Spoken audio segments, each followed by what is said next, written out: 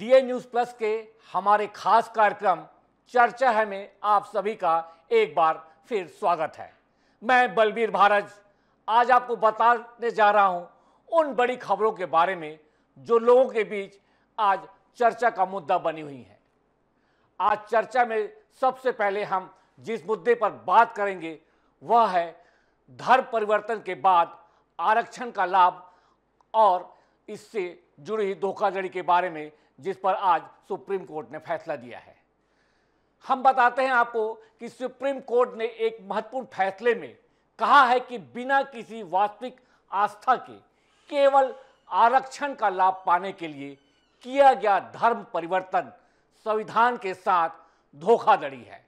जी हां, उन्होंने स्पष्ट किया है सुप्रीम कोर्ट ने आज कि सिर्फ किसी लाभ के लिए आप अगर धर्म परिवर्तन करते हैं बगैर आस्था के तो यह संविधान के साथ धोखाधड़ी है। सुप्रीम कोर्ट ने इस महत्वपूर्ण फैसले के बाद अब एक सवाल यह भी उठने लगा है कि पहली पत्नी को तलाक दिए बगैर धर्म बदलकर की जाने वाली दूसरी शादी क्या जायज है? जी हां, अब दबी जबान में लोग यह भी सवाल उठाने लगे हैं कि पहली पत्नी के होते हुए धर्म बदलकर दूसरी शादी करना क्या जायज है? क्या यह संविधान के साथ धोखा नहीं है? दूसरी शादी के लिए मुस्लिम धर्म अपनाने वाले फिल्मी सितारे, रसूखदार लोग समाज को, कोर्ट को धोखा देने के लिए क्या अधिकृत हैं? क्या ऐसे रसूखदार लोगों को कोई विशेष छूट है? क्या इन पर कोई कानूनी कार्रवाई कभी होगी? सारे संशय और सवाल अनुत्तरित हैं। ऐसी शादियों के दर्जनों उदाहरण हैं। आप सभी भी भली भांति परिचित हैं ऐसी शादियों से। फिर भी हम एक दो जोड़ियों का यहाँ जिक्र करते हैं जिससे आप सभी परिचित हैं, क्योंकि ये देश के बड़े सेलिब्रिटीज हैं। जी हाँ, हम बात कर रहे हैं धर्मेंद्र हेमा मालिनी की शादी का, राज बब्बर और स्मिता पाटिल जैसे सितारों का शादी का, जिन्होंने बाकायदा धर्म बदलकर पहली पत्नी के रहते हुए दूसरी शादी की और कोई इनका कुछ नहीं बिगाड़ सका या योग है कि कानून की पतली गली से ये बचकर निकलने में कामयाब रहे। आज सबसे पहले हम आरक्षण के मुद्दे पर सुप्रीम कोर्ट के फैसले पर विस्तार से चर्चा करते हैं।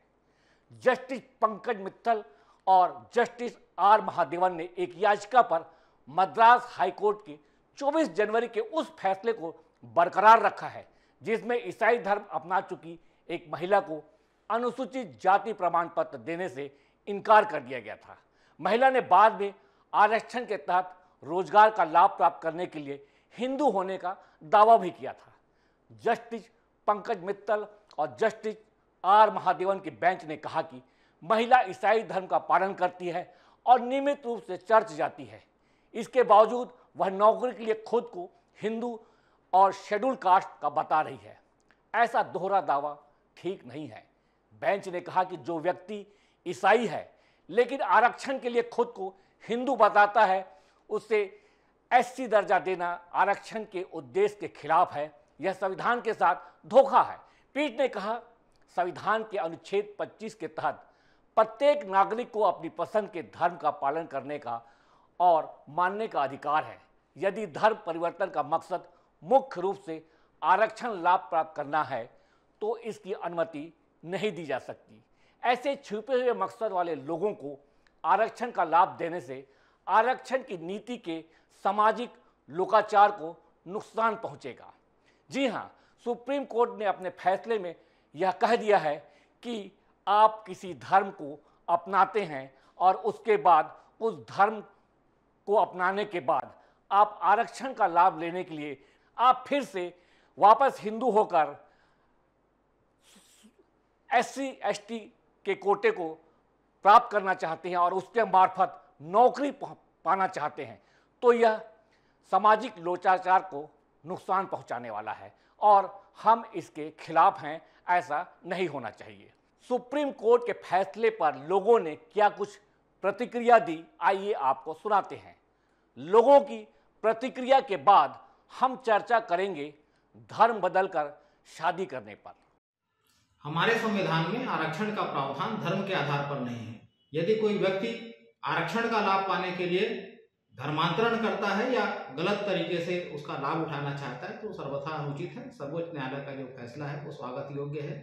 निश्चित तौर पर जो आरक्षण का लाभ विशेष तौर पर अनुसूचित जनजाति का जहाँ तक प्रावधान है, प्रथा परंपरा उनकी जातियों के आधार पर मिलता है, ना कि धर्म के आधार पर। अब हम आपको बताते हैं, यदि आरक्षण का लाभ पाने धर्म बदलना जब संविधान के साथ धोखा हुआ, तब धर्म बदलकर बिना तलाक दिए पहली पत्नी के रहते दूसरी शादी करना क्या जायज है? आपको बताते हैं कि इलाहाबाद हाईकोर्ट ने एक महत्वपूर्ण फैसले में यह कहा है कि किसी भी शादीशुदा व्यक्ति या महिला द्वारा धर्म परिवर्तन करने दूसरी शादी करना वैध नहीं माना जा सकता। कोर्ट ने स्पष्ट किया, हिंदू हो अथवा मुस्लिम या फिर किसी अन्य धर्म के लोग हों, सिर्फ शादी के लिए धर्म परिवर्तन करने के निर्णय को हाईकोर्ट ने गलत माना है। हाईकोर्ट ने कहा है कि जब हमें किसी धर्म और उससे जुड़ी हुई आस्था के संबंध में जानकारी नहीं होती और सिर्फ शादी करने के मकसद से हम उस धर्म को अपना लेते हैं, तो वह किसी भी सूरत में न्याय संगत नहीं माना जाएगा। कोर्ट ने यह भी कहा कि पहली शादी के कानूनन तलाक लिए बिना दूसरी शादी शून्य मानी जाएगी। इलाहाबाद उच्च न्यायालय ने ऐसी ही एक मामले पर प्रकाश डालते हुए सन 2000 के एक आदेश में कहा है कि गैर मुस्लिम का मतलब इस्लाम को नहीं मानने वाले व्यक्ति, ऐसा व्यक्ति का इस्लाम में विश्वास के बिना शादी के उद्देश्य के लिए धर्मांतरण करना निरर्थक है। कोर्ट ने कुरान का हवाला देते हुए कहा कि कुरान में कहा गया है कि इस्लाम में आस्था नहीं रखने वाली महिला या पुरुष से तब तक शादी ना करो जब तक कि वह पूरी आस्था इस्लाम पर न रख ले। यह फैसला उन सभी शादियों के लिए लागू होता है जो सिर्फ शादी भर के लिए ही धर्म परिवर्तन करते हैं। अब सवाल उठता है इससे भी ऊपर जाकर कि क्या बिना आस्था के पहली शादी के रहते दूसरी शादी के लिए मुस्लिम धर्म स्वीकार करना किसी भी रूप में उचित है?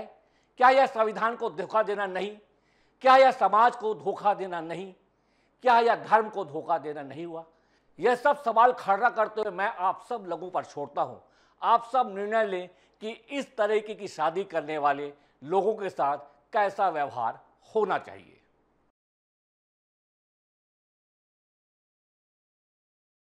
अगली जो बड़ी खबर है वह है नवजोत सिंह सिद्धू से जुड़ा हुआ।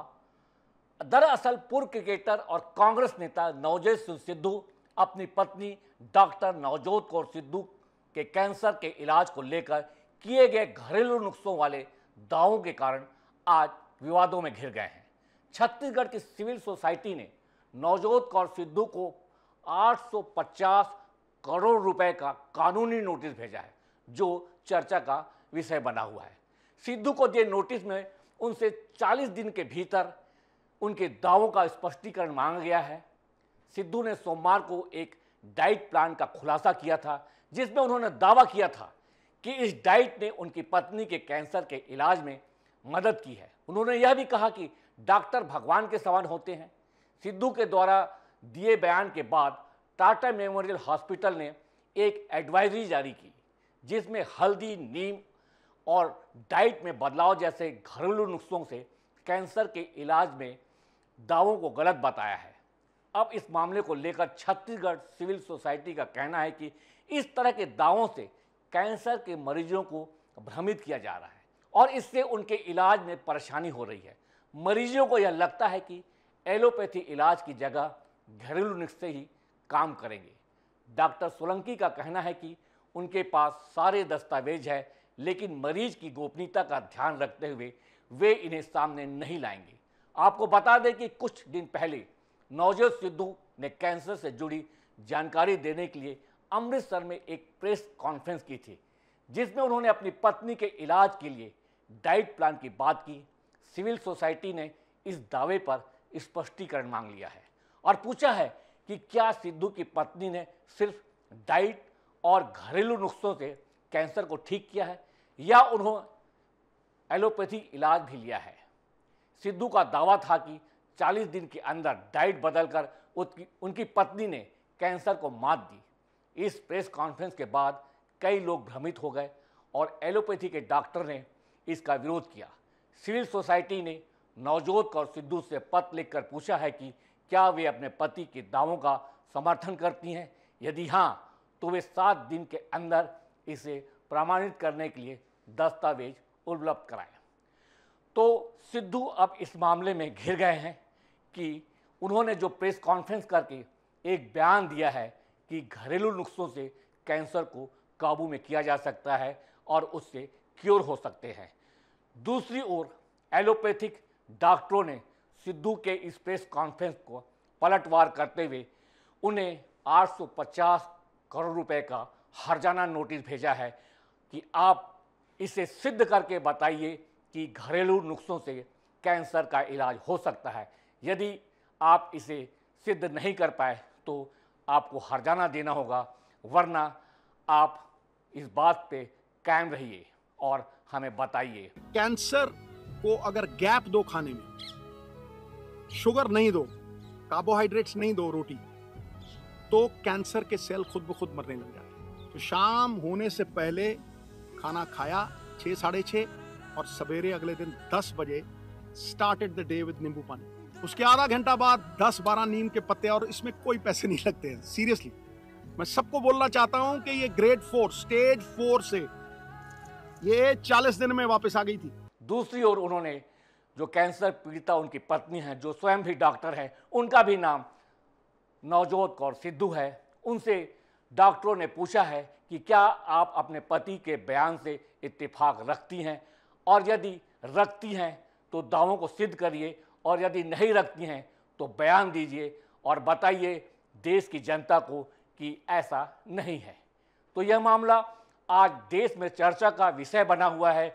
हर जगह सोशल मीडिया पर सिद्धू के बयान के वीडियो वायरल है और लोगों को लग रहा है कि जब इतने सस्ते में इलाज हो सकता है तो एलोपैथिक की ओर क्यों भागे। और हमारे भारत में तो यह प्रचलन ही है कि देसी दवाइयों से बड़े बड़े असाध्य रोगों को ठीक किया जाता है, बनिस्बत लोग डॉक्टरों के पास जाना चाहेंगे। और अगर यह भ्रम सिद्ध हो जाता है तब तो एक महत्वपूर्ण इलाज में तब्दील हो जाएगा, और अगर यह भ्रम ही रहा तो ऐसा भ्रम फैलाना कानूनी रूप से गलत है, और अगर यह गलत है तो सिद्धू इसमें फंसते नजर आ रहे हैं। आपको बता दें कि कुछ दिनों पहले ही इसी तरीके से कोविड में भी एक बड़े आयुर्वेद कंपनी ने ऐसा ही दावा किया था कि उनके पास एक ऐसा काढ़ा है जिसे अगर आप पीते हैं तो आपका कोविड भाग जाएगा। वो भी दावे सिद्ध नहीं हो पाए हैं, और तब भी ऐसा ही बड़ा बवाल मचा था देश में, और आज सिद्धू के इस मामले को लेकर फिर से बवाल मच गया है।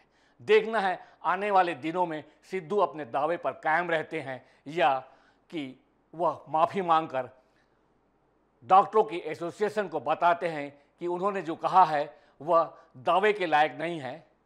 हालांकि यह जो भी विषय है अभी चर्चा में बना हुआ है, इसका पटाक्षेप तो सिद्धू के बयान आने के बाद ही होगा।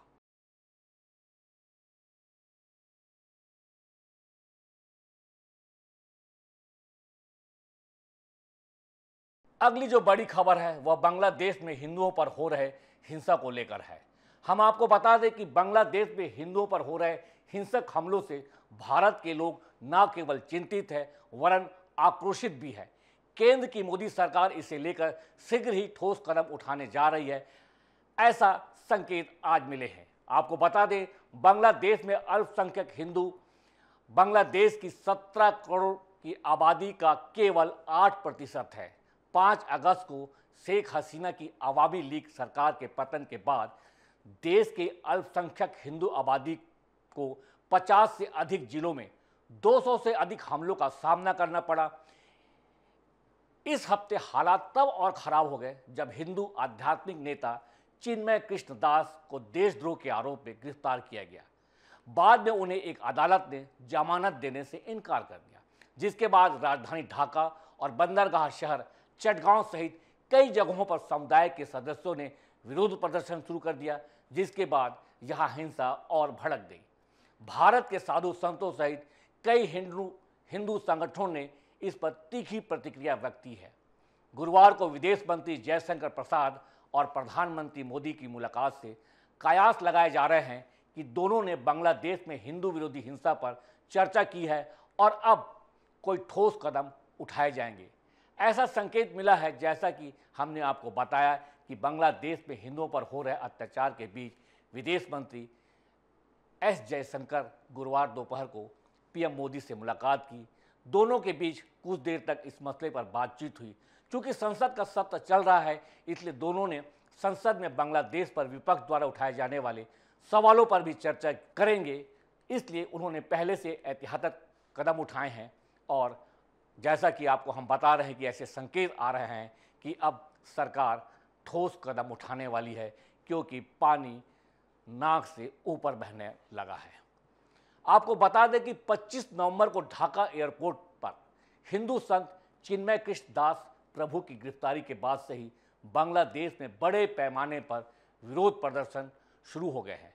गुरुवार को चटगांव की एक अदालत के बाहर गिरफ्तार किए गए हिंदू साधु चिन्मय कृष्ण दास प्रभु की रिहाई की मांग को लेकर हजारों की संख्या में हिंदू यहां पर जमा हो गए। इस दौरान एक वकील सैफुल इस्लाम आलिफ की हत्या कर दी गई।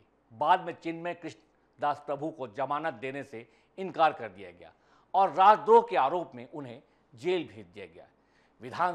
अब आपको बता दें कि इन पूरे मामलों पर हमारे देश के नेता की क्या प्रतिक्रिया है।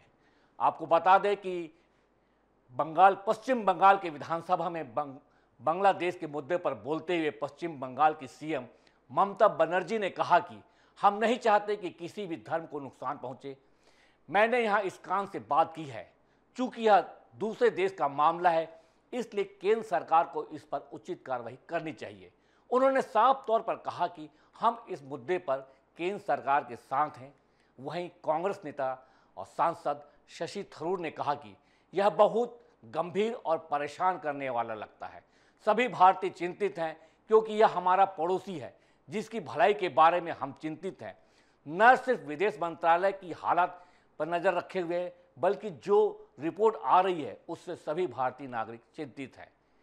इस मामले में इधर अशोक गहलोत ने भी एक बयान जारी किया है और कहा है कि बांग्लादेश में हिंदू समुदाय के खिलाफ जारी हिंसा के विरोध में लगातार बोलने वाले श्री चिन्मय कृष्ण दास की गिरफ्तारी निंदनीय है। तख्ता पलट के बाद से बांग्लादेश में हिंदुओं के खिलाफ हिंसा जारी है, लेकिन बांग्लादेश की नई सरकार ने इसे रोकने के लिए कोई भी ठोस कदम नहीं उठाया है। अशोक गहलोत ने आगे इंदिरा गांधी के कार्यकाल का जिक्र भी किया और कहा 1970 के दशक में जब ऐसी गतिविधियां हुई तो तत्कालीन प्रधानमंत्री इंदिरा गांधी ने हिंदुओं और वहां के सभी अल्पसंख्यकों की रक्षा सुनिश्चित करने के लिए सख्त कदम उठाए। भारत सरकार को हस्तक्षेप करना चाहिए और वहां रहने वाले हिंदू समुदाय की सुरक्षा सुनिश्चित करनी चाहिए। भारत के सभी लोग बांग्लादेश में हो रही इन घटनाओं को लेकर आक्रोशित हैं और सभी की निगाहें केंद्र सरकार पर टिकी हुई हैं कि सरकार का कदम इस गंभीर मसले पर क्या होगा।